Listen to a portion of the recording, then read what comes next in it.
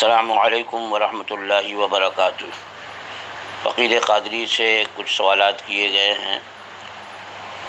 اور ان سوالات کو میں نمبر کے حساب سے سنا بھی دیتا ہوں اور اس کا جواب بھی عرض کرتا ہوں۔ پہلا سوال ہے، سنی وہابی اہل حدیثوں کا ساتھ میں مل کر لوگوں کو کھانا پہنچانا ثواب کا کام ہے یا حرام ہے؟ اس طرح سے بدعقیدوں کے ساتھ مل کر کے کھانا تقسیم کرنا یا تو صرف نام نمود کے لیے ہے یا سیاست ہے۔ جب معلوم ہے کہ جو بدعقیدہ ہیں ان سے میل جول حرام ہے تو ان سے مل کر کے کوئی ثواب کا کام کیسے ہو سکتا ہے؟ جب ان سے ملنا ہی میل جول رکھنا حرام اور ان سے دور رہنے کا حکم ہے۔ رسول اکرم صلی اللہ تعالیٰ علیہ وسلم نے فرمایا، ایاکم وایاہم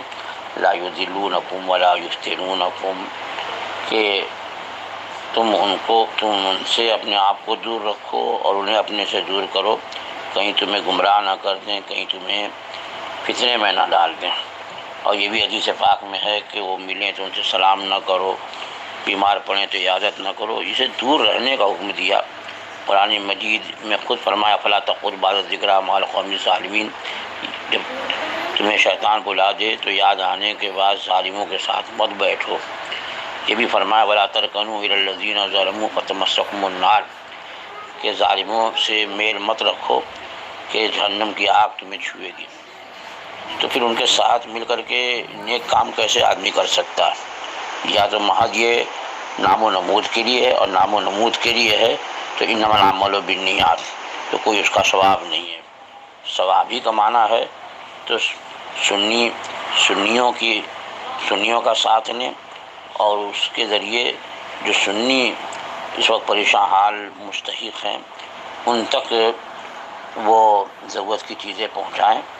نام آوری کے لیے نہیں کہ اگر ایسا کریں گے تو یہ وہابی اور اہل حدیث اور فلاں ہمیں کیا کہیں گے، طعنہ دیں گے۔ نہیں، نیک کام کرنے کی نیت سے اور سنی صحیح عقیدہ مسلمانوں کی امداد کی نیت سے یہ کام کریں تو ثواب ہوگا، ورنہ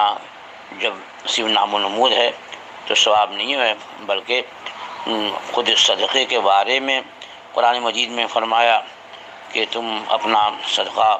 باطل مت کرو، یا ایھا الذین آمنوا لا تبطلوا صدقاتکم بالمن والأذى کالذی ينفق مالہ رئاء الناس، اے ایمان والو تم اپنے صدقے کو باطل مت کرو، احسان جتا کر اور تکلیف دے کر اس شخص کی طرح سے جو دکھاوے کو مال خرچ کرتا ہے، وہ باطل ہے۔ سب ثواب کی کیا ضرورت، اس ثواب کی کیا امید رکھی جائے؟ پھر دوسرا سوال ہے، اس کام کو کرنے میں محنت کرنے والے حضرات کو ثواب ملے گا؟ یہاں پر بھی یہی ہے، کیونکہ یہ جو مشغول کر رہے ہیں محنت کر کے، پھر وہابیوں غیر مقلدوں کو ساتھ لے کر کے اور سب میں تقسیم کرتے ہیں، اس میں بدعقیدہ بھی ہیں اور مجوسی بھی ہیں اور کفار و مشرکین بھی ہیں، سب میں تقسیم کر رہے ہیں۔ تو بھی اس محنت سے کیا ثواب کہ یہاں کے کفار جو ہیں وہ حربی ہیں، اور بدعقیدے جن کی بدعقیدگی حد کفر کو پہنچ گئی ہے تو ان کو بھی دینے میں نہ تو زکوٰۃ وغیرہ کی ادائیگی ہے اور نہ ثواب کی کوئی امید ہے۔ اور اسی طرح سے کافر حربی کے بارے میں بھی یہی ہے۔ تیسرا سوال ہے، سنی اگر انہیں زکوٰۃ دیں گے تو سنی کی زکوٰۃ ادا ہوگی یا نہیں؟ یعنی جو لوگ کہ وصول کر کے اور لے جا کر کے کفاروں مشرکین اور بدعقیدوں بد مذہبوں سب میں تقسیم کرتے ہیں، تو ان کے بارے میں سوال ہے۔ تو ظاہر بات ہے کہ زکوٰۃ کیسے ادا ہوگی؟ زکوٰۃ کے لیے ضروری ہے کہ مستحق کو دی جائے، اور مستحق جو ہے وہ اس کا مسلمان ہونا ضروری ہے۔ تو مسلمان سنی صحیح عقیدہ ہو اور مستحق زکوٰۃ ہو، یعنی شرعاً فقیر ہو تو زکوٰۃ ادا ہوگی، ورنہ زکوٰۃ ادا نہیں ہوگی۔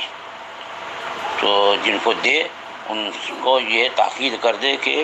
یہ میری زکوٰۃ جو ہے سنی صحیح عقیدہ مسلمان جو شرعاً فقیر ہیں انہی کو دیں،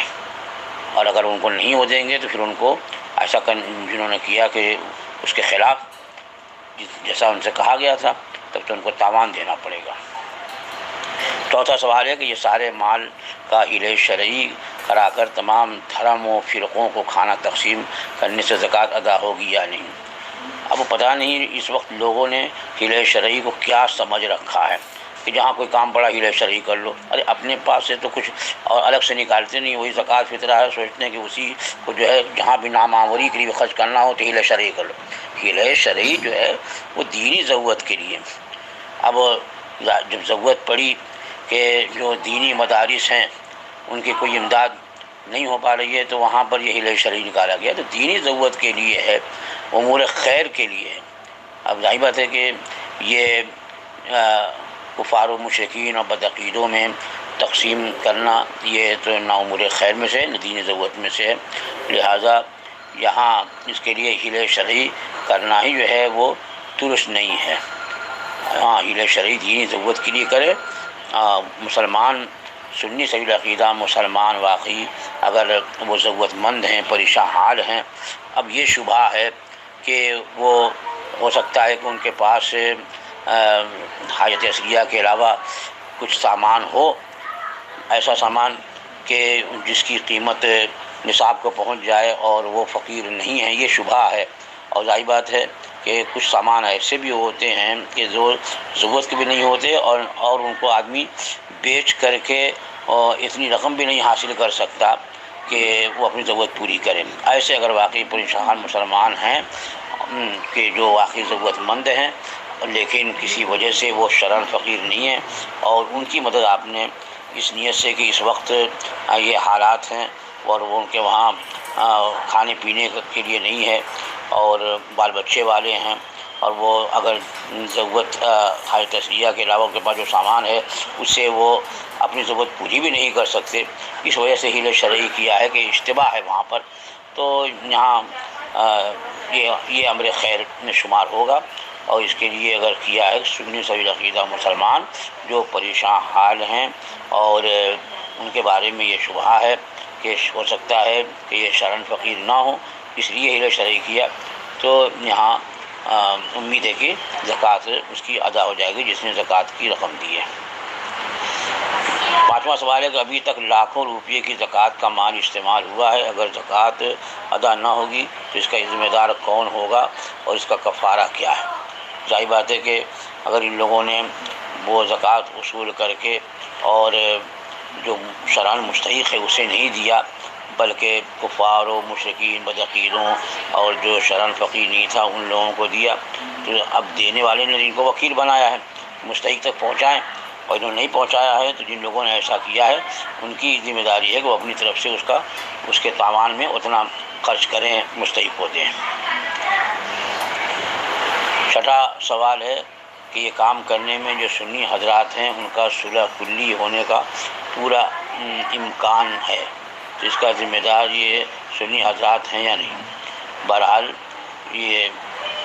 ایسا کام کرنا کہ جس کی وجہ سے لوگوں کا ایمان خراب ہو، لوگوں کا عقیدہ خراب ہو، تو جو ایسا کام کرے گا وہ بھی اس کا ذمہ دار ہوگا۔ اور ویسے تو ہر آدمی کو اس بات کی فکر ہونی چاہیے کہ ہم ایسا کام نہ کریں کہ اس کی وجہ سے ہمارا ایمان و عقیدہ خراب ہو، تو وہ جن کا جو صلح کلی ہوں گے وہی ذمہ دار ہیں، اور جن لوگوں کی وجہ سے وہ صلح کلیت کا شکار ہوئے وہ بھی گناہ گار ہوں گے۔ واللہ تعالیٰ۔ نمبر 7، سنی نے اپنی زکوٰۃ کا وکیل ان سنی لوگوں کو بنایا اور پکا ہوا کھانا غریبوں کو دینے کے لیے وہابی دیوبندی گیا، تو اس سے سنی کی زکوٰۃ ادا ہوگی یا نہیں؟ تو اب یہی ہے کہ وہابی دیوبندی تو اس وقت بھی میں سننے میں آیا ہے کہ وہابی دیوبندی جو ہے وہ جب کچھ دینے کے لیے بانٹنے کے لیے تقسیم کرنے جاتا ہے تو وہابیوں اور بدعقیدوں کو دیتا ہے، سنیوں کو یا تو جھلک دیتا ہے یا کسی طریقے کے بہانے بازی کر لیتے ہیں، جیسا کہ مجھے کچھ لوگوں نے یہاں ملاٹ مولوی کے بارے میں بتایا۔ تو بہرحال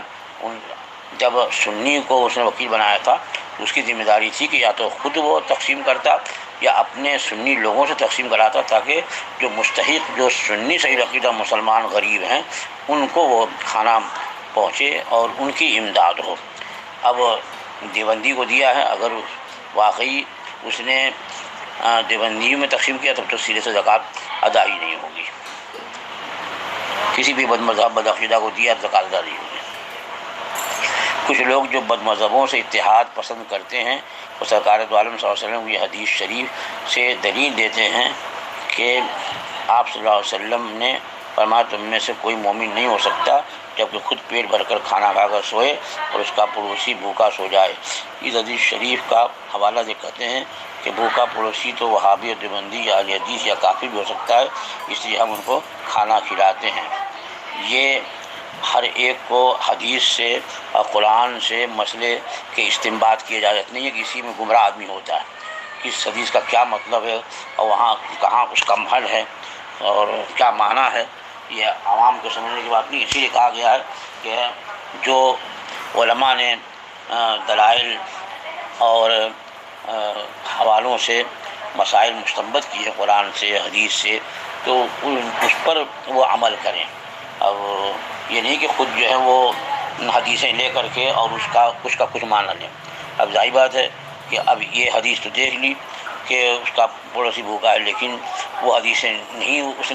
اس کو یاد آئی جس میں جو ہے ہم بد مذہبوں سے دور رہنے کا حکم دیا اور بد مذہبوں سے قطع تعلق کا حکم دیا گیا. نہ ان کے ساتھ پانی پیو، نہ ان کے ساتھ کھانا کھاؤ، نہ ان کے ساتھ بیٹھو، نہ ان سے سلام کرو. کیا سلام کی حدیثیں نہیں سنی ہیں کہ سرکار نے فرمایا کہ مومن کا مومن بحق ہے کہ وہ سلام کرے، اور سلام کرتا ہے مصافحہ کرتا ہے، اس کے گناہ جو ہیں وہ جھڑ جاتے ہیں. تو کیا مطلب اس حدیث کو پیش کر کے وہابیوں سے سلام کرے کہ اور اس حدیث کو پس پوچھ ڈال دے؟ یہ ہر ایک کو حق نہیں ہے کہ بس یہ ایک حدیث کو لے اور اسی سے مسئلہ مستنبط کرتا رہے. اس سلسلے میں علماء کرام نے جو فرمایا، جو اعلیٰ حضرت فاضل بریلوی قدس سرہ العزیز اور اس طرح سے دوسرے سنی صحیح العقیدہ علماء جو اس وقت جتنے بد مذہب بد عقیدہ ہیں ان کی بد عقیدت کو جانتے ہیں اور ان کے بارے میں ان لوگوں نے جو احکام صادر فرمائے ہیں تو اسی پر